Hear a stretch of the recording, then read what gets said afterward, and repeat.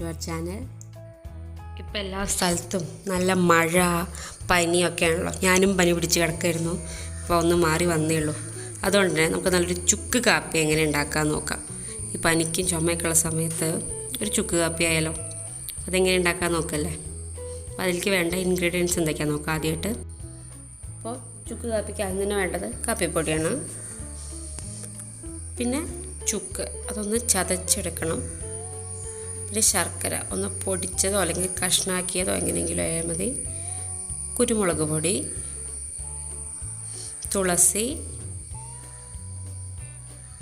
പിന്നെ പനിക്കൂർക്ക.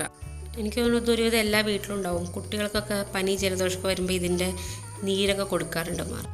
അപ്പോൾ നമുക്കിനി കാപ്പി ഉണ്ടാക്കാൻ തുടങ്ങാം. നമുക്ക് വേണ്ട അളവിനനുസരിച്ച് വെള്ളം എടുക്കാം. ഞാനിവിടെ ഏകദേശം ഒരു 3 ഗ്ലാസ് വെള്ളം എടുക്കുന്നുണ്ട്.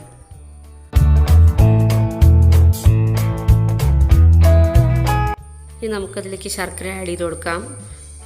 ഇതിൽ നമ്മുടെ മധുരത്തിനനുസരിച്ച് ഇതിൽ ഏകദേശം 1 ശർക്കരയാണ് ഉള്ളത്. പിന്നെ ചുക്ക് ആഡ് ചെയ്യുക. ചതച്ച ചുക്ക് നമ്മൾ ആഡ് ചെയ്ത് കൊടുത്തു. അതൊന്ന് ജസ്റ്റ് ഒന്ന് മിക്സ് ചെയ്ത് കൊടുക്കാം. അതിനുശേഷം കുരുമുളക് പൊടി ആഡ് ചെയ്ത് കൊടുക്കാം. എല്ലാം ഒന്ന് മിക്സ് ചെയ്ത് കൊടുക്കുക. പിന്നെ ശർക്കര ആഡ് ചെയ്യുമ്പോഴേ നിങ്ങൾക്ക് ചിലപ്പോൾ അവിടെ അടുത്ത ആയുർവേദ കടകളിൽ നിന്നൊക്കെ വാങ്ങാൻ കിട്ടും കരിപ്പെട്ടി ശർക്കര പറഞ്ഞൊരു ശർക്കര. ഈ ശർക്കരയാണ് ശരിക്കും ചുക്ക് കാപ്പിക്ക് ഉണ്ടാക്കുമ്പോൾ നമ്മൾ ഉപയോഗിക്കാറ്. ഒരുപാട് ഔഷധ ഗുണങ്ങളൊക്കെ ഉള്ളതാണ്. പക്ഷേ എനിക്ക് അതിവിടെ കിട്ടിയില്ല, അതുകൊണ്ടാണ് ഈ ശർക്കര ഇട്ടത്. ഇനി വേണമെങ്കിൽ കൽക്കണ്ടോ നമുക്ക് വേണമെങ്കിൽ ആഡ് ചെയ്യാം. കരിപ്പെട്ടി കിട്ടുകയാണെങ്കിൽ അത് ആഡ് ചെയ്യാണ് നല്ലത്. കരിപ്പെട്ടി ശർക്കര കേട്ടോ, അതാണ് ഏറ്റവും ബെസ്റ്റ്. നന്നായിട്ട് തിളച്ച് വന്നിട്ടുണ്ട്. ഇനി നമുക്ക് കാപ്പിപ്പൊടി ആഡ് ചെയ്ത് കൊടുക്കാം. പിന്നെ ഏകദേശം 2 ടീസ്പൂൺ കാപ്പിപ്പൊടിയാണ് അതിലിട്ട് കൊടുക്കുന്നത്.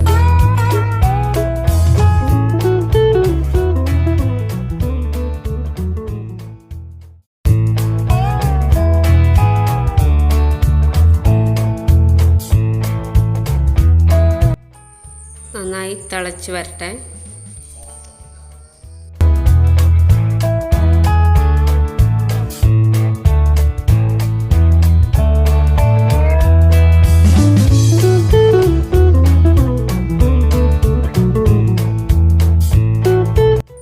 തിളച്ച് വന്നു. ഇനി കുറച്ച് നേരം ഒരു 1/2 മിനിറ്റ് ഒന്ന് സിമ്മിൽ വയ്ക്കുക. എന്താ വെച്ചാൽ ചുക്കിൻ്റെയും കുരുമുളക് പൊടിയുടെ ഒക്കെ ആ ഫ്ലേവർ നന്നായിട്ട് കാപ്പിയിലേക്ക് പിടിക്കാനാണ്.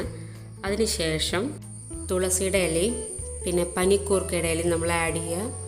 ഒന്ന് ഇളക്കി കൊടുത്ത ഉടനെ തന്നെ ഓഫ് ചെയ്യാം. ഈ ഇല ആഡ് ചെയ്ത് കഴിഞ്ഞ് കഴിഞ്ഞാൽ നമുക്ക് അധികം നേരം തിളപ്പിക്കേണ്ട ആവശ്യമില്ല. അതുകൊണ്ടാണ്.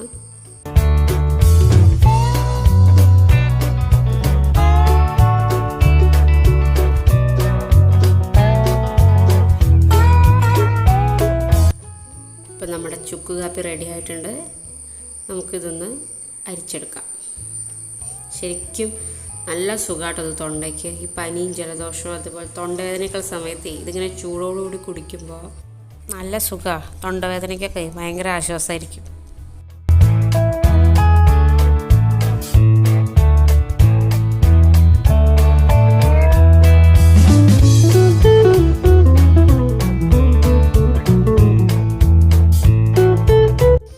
അപ്പം നമ്മുടെ ചുക്ക് കാപ്പി റെഡി ആയിട്ടുണ്ട്.